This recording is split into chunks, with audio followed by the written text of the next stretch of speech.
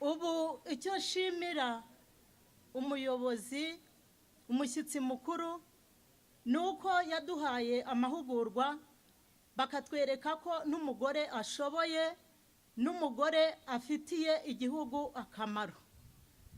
Ndabashimira ko mwatwigishije urukundo, mutwigisha kwita ku mwana, buri wese akita ku mwana nk'uwe.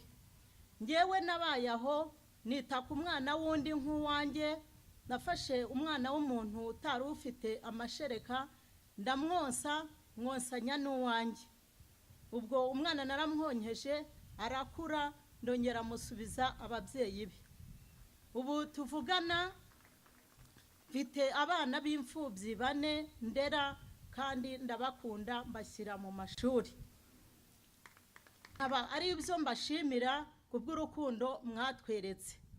Ndongera kubashimira ko mumaze kubona icyo gikorwa, mwishimiye kumpa inka yo gukamira abo bana n'abanjye bakaboneraho, n'ababaturanyi bose bakaboneraho. Iyo nka mwampaye ibyaye 2, ubwa mbere yarapfuye inyana yayo, uyu munsi iri konsa ikimasa. Nkumva ibyo nabyo mbibashimira.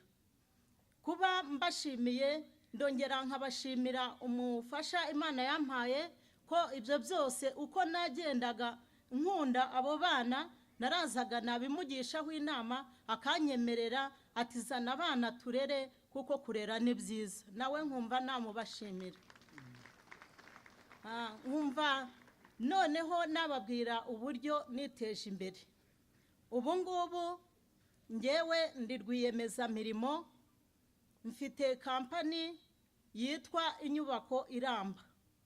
Ncuruza amatafari ahiye, nkamena aho natsindiye isoko ryo kubaka hariya kuri Kiliziya y'Ikibungo Katedrali, ntsindira isoko ryo kubaka urwibutso hariya Ikibungo, kuri ubu ngubu ruruzuye.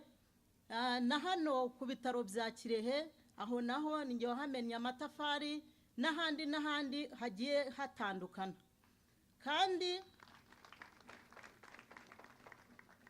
uko ngenda nkora ibyo bikorwa, natangiriye ku mafaranga make cyane, 3,500 ncuruza inyanya. Ubwo igihe cyarageze amafaranga amaze kunguka, nsaba umugabo nimaze rero ubwo amafaranga amaze kunguka umfashije ukangurira igare, najya ndikoresha nkarushaho gutwara umuzigo uruta uwo natwaraga. Umugabo yaranyemereye, umugabo mwiza cyane, aranyemerera.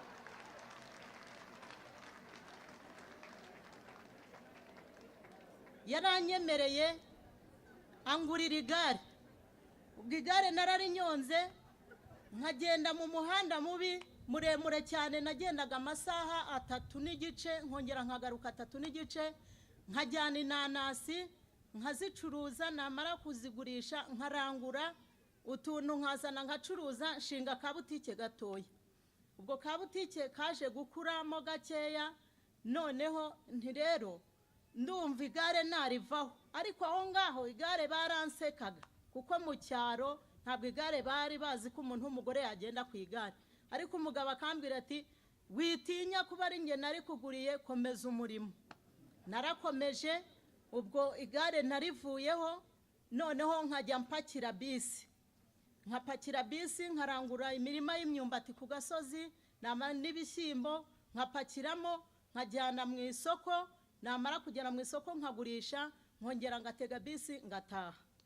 Ubwo igihe cyarageze, kubera n'ubundi rwa rukundo mwatwigishije, nkajya uko nungutse ngenda nubakira umuturage umwe, uko nungutse nubakira umuturage umwe. Uyu munsi maze kubakira abaturage 8.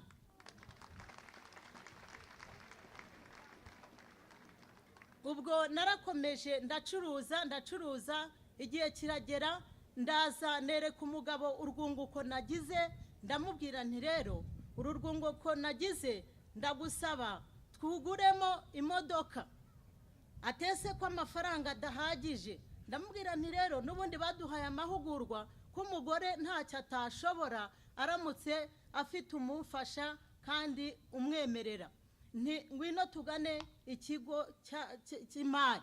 Yaranyemereye ndagenda njya muri sako banguriza amafaranga yaburagaho kugira ngo tugure imodoka. Turagenda tugura imodoka ya miliyoni 11. Modoka narayizanye nyishyiraho ngaho. Noneho muri rwa rwunguko rwanjye Imana yaramfashije, abana banjye bariga. Ubwo umukuru arangije kaminuza azazanye na perime, niwe utwara iyo modoka. Ubwo nkaba navuga nti rero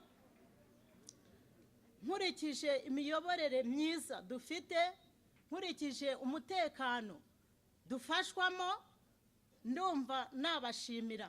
Kandi nkumva ntabwo narangiza ntabwiye abagabo n'abagore muri hano, mujye mujya inama kandi mujye mukorana neza kugira ngo imirimo yanyu ijye mbere.